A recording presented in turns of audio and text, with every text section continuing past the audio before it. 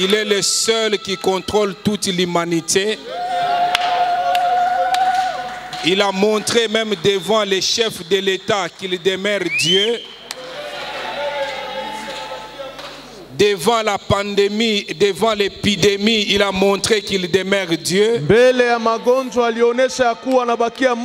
Si nous pouvons être dans sa présence ce matin, je crois que ce Dieu mérite d'être loué. Je crois que ce Dieu mérite d'être célébré. Je dis que je crois que ce Dieu mérite d'être loué. Vous allez comprendre, c'est notre dimanche expérimental.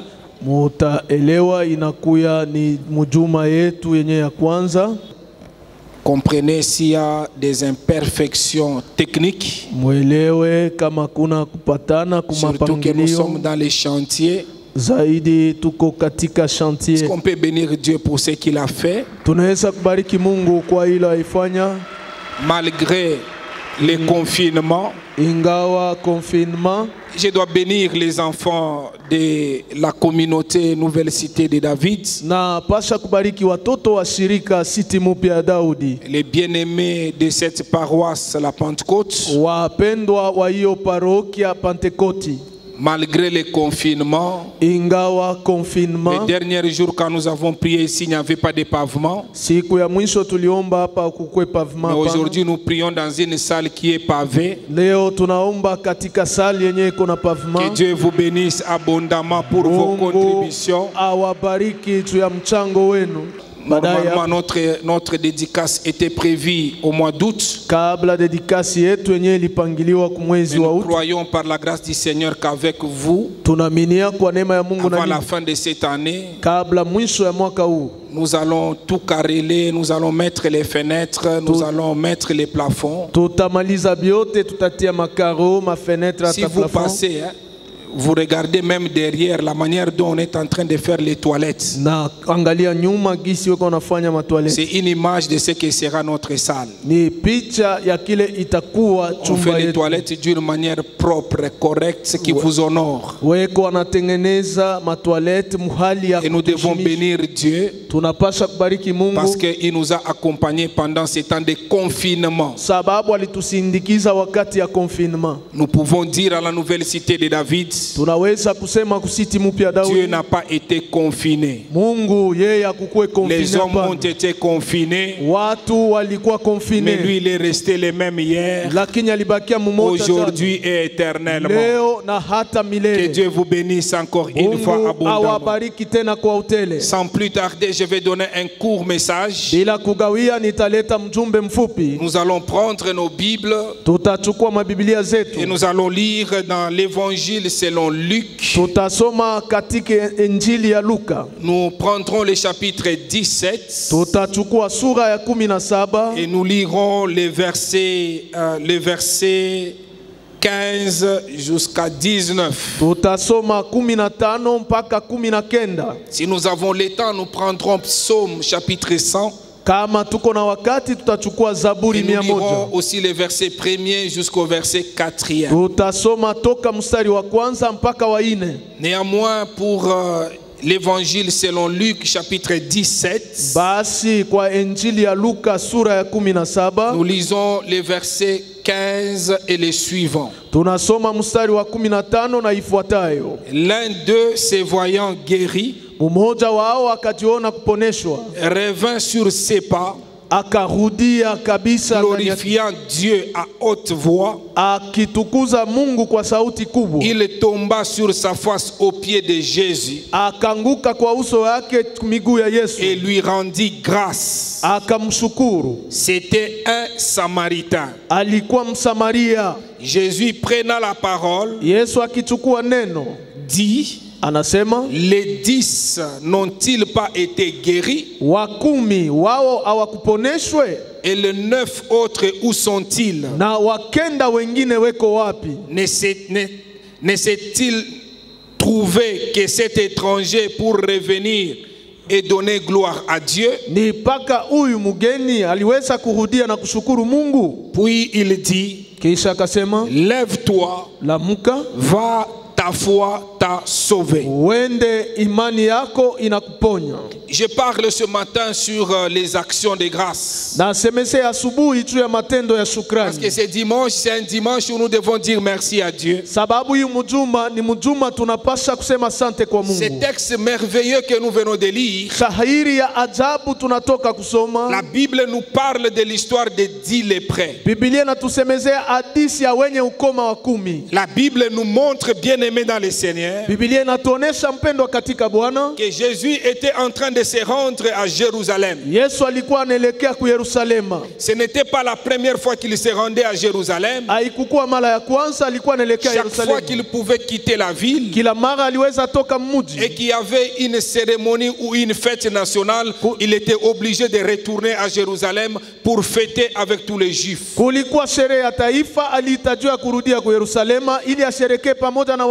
Bible nous dit que ce jour-là, Jésus-Christ ne passe pas par les chemins grands par lesquels il était entré lorsqu'il fallait aller pour aller mourir à la croix. Mais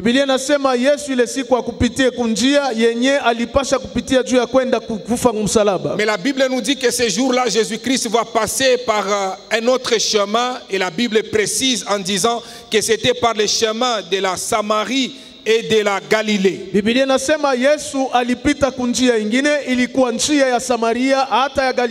la Bible dit, comme il entrait, il y avait 10 lépreux. Ces 10 lépreux ne pouvaient pas s'approcher de là où était Jésus-Christ. Ils se sont tenus à distance.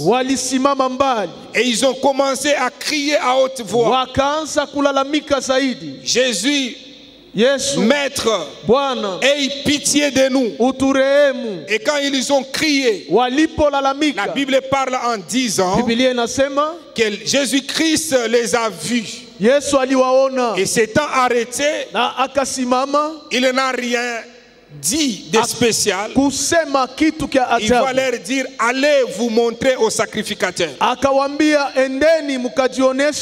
Lorsqu'ils se sont présentés au sacrificateur, ils ont constaté eux-mêmes qu'ils étaient guéris. Ils étaient au nombre de 10. Et la Bible parle en disant, il était reconnaissant. Il est retourné vers Jésus-Christ. La Bible dit en glorifiant Dieu à haute voix. Il ne le faisait pas timidement, il le faisait à haute voix. Pas simplement il criait à haute voix en glorifiant Dieu pour la guérison. Mais la Bible dit il est tombé face contre terre devant Jésus-Christ. Et il a rendu grâce devant Jésus-Christ. Et la Bible précise que c'était un Samaritain. Et c'est comme ça que Jésus-Christ, bien aimé dans le Seigneur, prenant la parole. Mais vous étiez au nombre de 10. Comment je vois un seul? Où sont partis les autres? Et le seul que je vois, c'est un étranger. Et il va regarder cet étranger, il va lui dire: parce que tu es venu donner gloire à Dieu, lève-toi, va, ta foi t'a sauvé. Suivez-moi, bien aimé dans le Seigneur. Quand nous regardons cette histoire, nous voyons, bien aimé dans le Seigneur, le Seigneur Jésus-Christ faisant sa mission normalement. Parce que précédemment, partout où il allait, il était en train de guérir ceux-là qui étaient malades. Je crois que ces lépreux avaient entendu qu'il avait déjà purifié d'autres lépreux. Cette maladie obligeait tout celui qui était atteint à être dans la quarantaine. Cette maladie obligeait à tout celui qui était atteint de cette maladie d'être mis à part. Tout celui qui avait cette maladie, tout le monde avait peur de lui. Les gens fouillaient tout celui qui pouvait être atteint de cette maladie. Je me souviens au début de cette maladie, on nous a raconté qu'à Kinshasa, lorsqu'il y a eu la première apparition de Covid-19, paraît-il, là où on avait amené les premiers cas, je ne connais pas si cette histoire est vraie. Paraît-il que même les gens qui étaient dans les salles de maternité, ils fouillaient parce que cette personne ne pouvait pas être placée au milieu d'eux. À l'époque, tout le monde avait peur de quelqu'un qui avait la lèpre.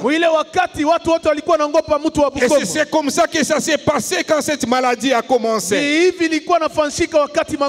Et la Bible parle en disant, lorsque Jésus-Christ, il était en train d'aller vers Jérusalem, tout le monde avait peur. Tout le monde ne voulait pas s'approcher de ces gens. Mais Jésus-Christ n'avait pas peur de ces gens. Jésus-Christ n'avait pas peur de cette maladie. Jésus-Christ n'a pas changé. Il est le même hier, aujourd'hui, éternellement.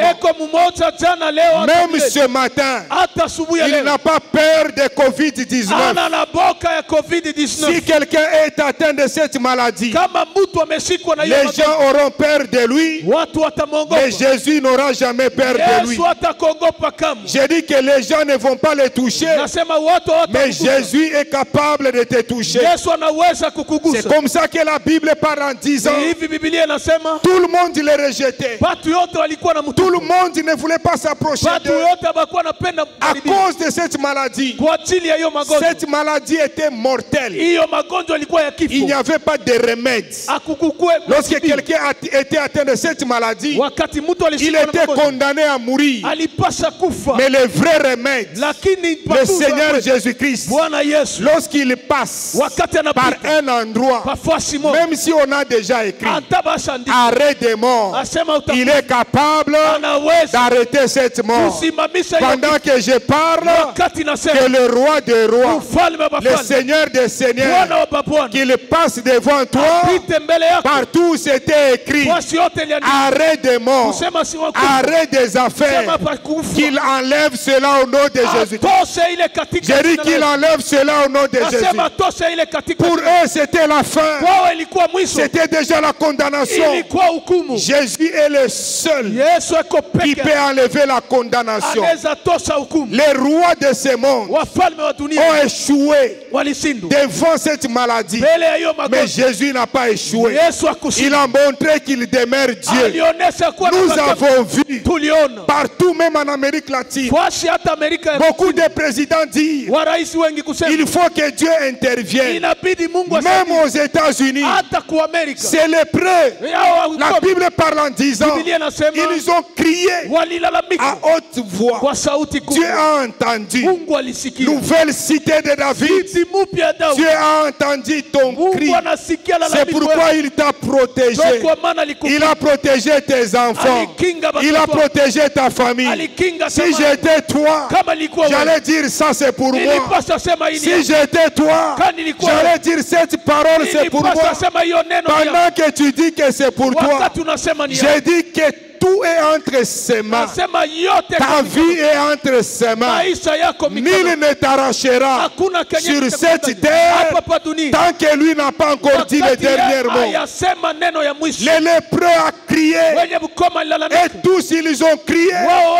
Il a entendu. Je le crois à 1000% que le Congo, le Dieu a entendu vos prières. Nouvelle cité de David, Dieu a entendu vos prières. C'est pourquoi cette maladie, elle est réelle. De la même manière, Jésus n'a pas eu peur de l'hébreu.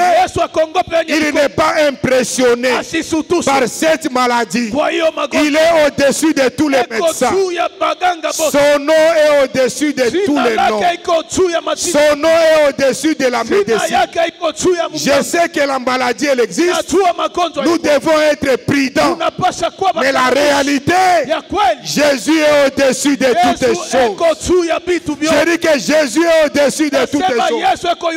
Les lépreux avaient peur de la maladie, avaient peur des hommes.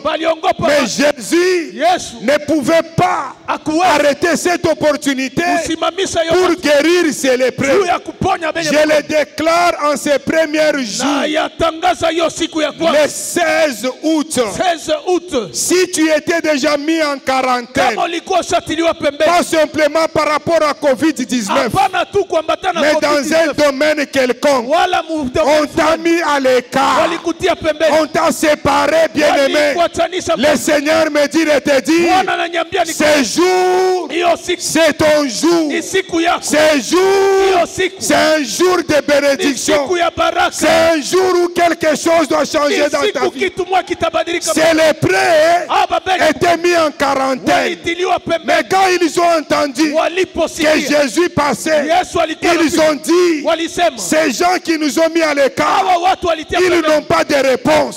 Mais Jésus, il est le seul qui peut nous donner une réponse. Je veux dire à quelqu'un, même si on t'a rejeté, c'est dimanche, le roi des rois, le Seigneur des seigneurs, le seul qui dit un mot et la chose arrive. Il me dit de te dire, tu ne resteras pas avec la lèpre. Si tu dis Amen, que la lèpre puisse partir au nom de Jésus. Écoute, Jésus ne guérit pas selon toi. Et ils ont crié, disant, Maître, Maître, aie pitié de nous. Les maîtres les regardent. Au lieu de les imposer la main. Écoutez, même si je ne t'impose pas la main pendant cette période, le maître est là. Il va te toucher même là où tu es. Ils ont crié. Et là où les maîtres étaient, les maîtres vont leur dire, allez voir les sacrificateurs. Parce qu'il y avait une loi. Lorsque quelqu'un était atteint de cette maladie, il n'y avait que les sacrificateurs qui déterminaient, qui disaient que cette personne devait être en quarantaine. Il fallait que les sacrificateurs constatent que la maladie n'existait pas pour qu'ils rentrent au milieu des gens. Au lieu de parler beaucoup, il leur dit allez là-bas. Écoutez bien aimé dans le Seigneur. Lorsque nous avons prêché en disant la foi, c'est quelque chose d'extraordinaire. Si nous avons la foi, nous pouvons transporter même les grandes montagnes. J'ai dit que la foi vient de ce que l'on entend. Ce que l'on entend, c'est la parole de Dieu. Le lépreux a entendu la parole. Parce qu'il a entendu la parole, il a dit, même si cet homme il ne me touche pas, je vais aller chez les sacrificateurs. Écoutez bien aimé, quand ils sont arrivés chez les sacrificateurs, les sacrificateurs ont constaté qu'ils étaient guéris. Est-ce que je veux dire par là? La foi vient de ce que l'on entend. Ce que je suis en train de te dire, si tu as la foi, aujourd'hui, Jésus-Christ t'a dit de venir ici. Regarde-moi comme un sacrificateur. Quand le sacrificateur les a vus, il a constaté et il a dit, tu es purifié. Aujourd'hui, en tant que sacrificateur de l'Éternel, le Dieu qui t'a envoyé en ces lieux, parce que tu es devant moi, je déclare que tu es purifié de la lèpre. Je déclare que tu es béni par le Seigneur Jésus-Christ. Si j'étais toi, j'allais dire gloire à Dieu. Je déclare que tu es béni au nom de Jésus-Christ. Que la faveur de Dieu soit sur toi. Cette année, avant le 31 décembre, le progrès est évident. Ce ne sera pas un slogan, ça sera une histoire réelle. Tu expérimenteras le progrès. Tu vivras le progrès. Il y a que 5 mois où tu as été confiné. Mais les lépreux, on ne connaît pas le nombre de jours. Mais après, Jésus a dit, lève-toi, ta foi t'a sauvé. Toi, tu t'es levé. Tu es venu aujourd'hui. Je déclare, ta foi t'a sauvé. Je déclare, ta foi t'a sauvé. Si tu étais malade, je prononce la guérison sur toi. Je dis que si tu étais malade, je prononce la guérison sur toi. Je dis que si tu étais malade, je prononce la guérison au nom de Jésus. Si tu ne pouvais pas bouger, aujourd'hui, reçois simplement la parole. Je dis que même si tu ne pouvais pas bouger, tu bougeras au nom de Jésus. Si tu ne pouvais pas bouger, je déclare, tu bougeras au nom de Jésus. J'ai donné ce témoignage en disant, Dieu n'a pas été confiné et il ne sera jamais confiné. Pendant les temps de confinement, il y a les gens qui ont eu les promotions, il y a les gens qui ont eu le travail, il y a les gens dont le business était béni. Mais toi, peut-être tu n'as rien vu. Mais aujourd'hui, parce que tu es là, je déclare, le même Dieu qui n'a pas changé. Non, je parle de Jésus-Christ qui ouvre une porte spéciale devant toi. Amen. Amen. Et tous disent c'était béni. Et tous disent c'était guéri. Mais la Bible parle en disant, un seul est rentré. Pourquoi les autres ne sont pas rentrés? Un seul est rentré pour dire merci à Jésus-Christ. Bien-aimé, beaucoup de gens sont morts dans d'autres pays. Pourquoi ces jours? Tout le monde n'est pas ici. Mais toi, tu t'es déplacé pour venir dire merci à Dieu. Oh mon frère, ma soeur, tu t'es déplacé pour dire merci à Dieu. Peut-être tu as eu des situations difficiles. Les lépreux ont connu aussi des moments difficiles.